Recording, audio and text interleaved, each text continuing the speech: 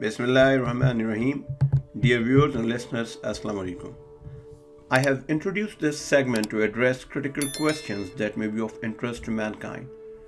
The written contents of these videos are available on my website koranwisdom.com in Q&A section. Each video will be short and focused on a specific question only. Today's question is, what is WASILAH in Quran? Many Muslims erroneously believe that saints can be a wasilah for approaching Allah Almighty in this world.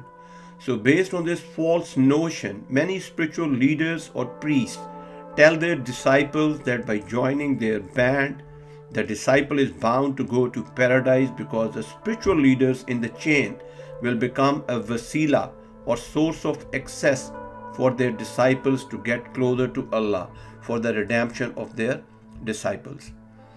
In support of their claim, they quote verse 35 of chapter 5 of the glorious Quran that reads, "O you who believe, be conscious of God and seek the wasilah to Him and strive in His cause so that you may succeed." Let us examine this verse of the glorious Quran in detail to know its true meanings. The first part is, "O you who believe." This phrase is addressed to those human beings who believe in one God and on the judgment day. That is, one who is a strict monotheist, who only worships Allah alone and only seeks His help in spiritual and worldly matters. The second part is, be conscious of God, for which the Arabic word taqwa has been used. This means that a believer must have taqwa or trust in God alone. In all his actions, he must know that God is watching over him, so he must strive to avoid sins and remain steadfast in ordeals. The third part is, and seek means of access to Allah. The Arabic word used here for means of access is wasilah. So wasilah implies means of access to God, and the means of access to God are good deeds as enumerated in the glorious Quran on several occasions. The fourth part is, and strive in his cause. This means that a believer must work hard to avoid sins and excel in good deeds.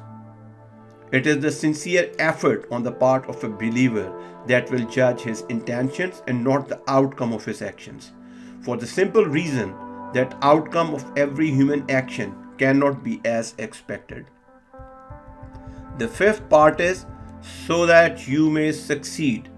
This phrase confirms that those who believe in one God, strive to do good deeds and avoid sins, can hope to be successful on the judgment day.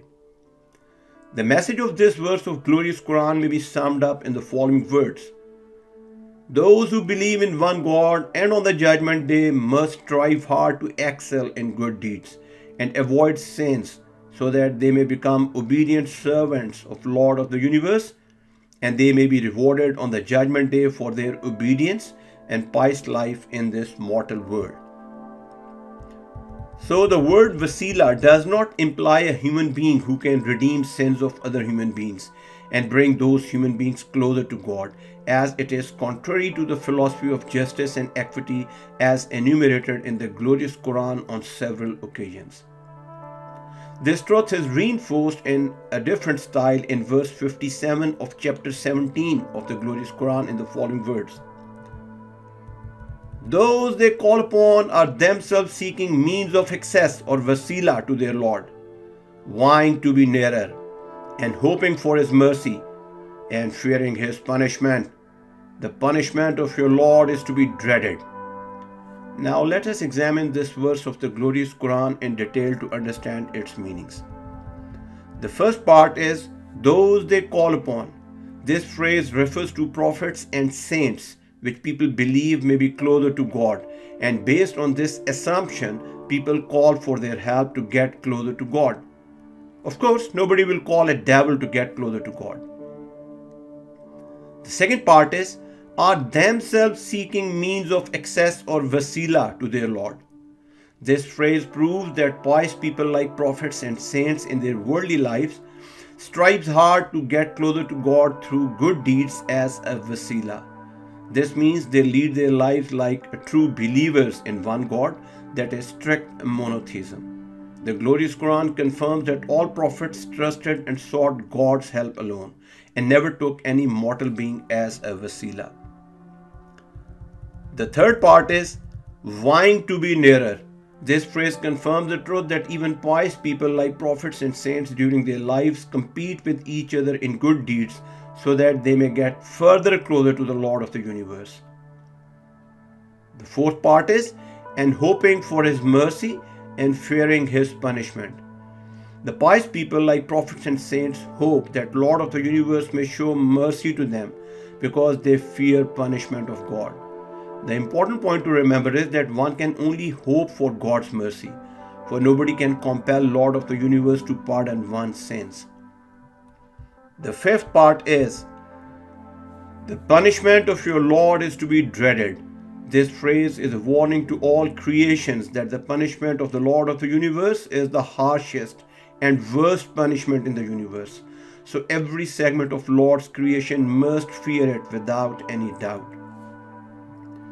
Now, if we sum up the unequivocal message conveyed through these two verses of the glorious Quran, then the whole truth about the word wasilah becomes evident.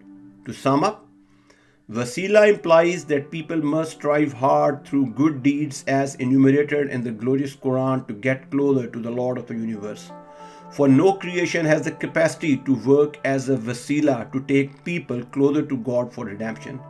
It is only good deeds and mercy of Allah that will redeem sins of mankind. I conclude my monologue on the topic what is wasilah in Quran with the prayer that Allah Almighty may bless this effort and enable us to apply reason and seek guidance only from the glorious Quran in all matters of life. Please subscribe and share my channel for promoting teachings of glorious Quran to the mankind. May Allah reward your effort. Amen.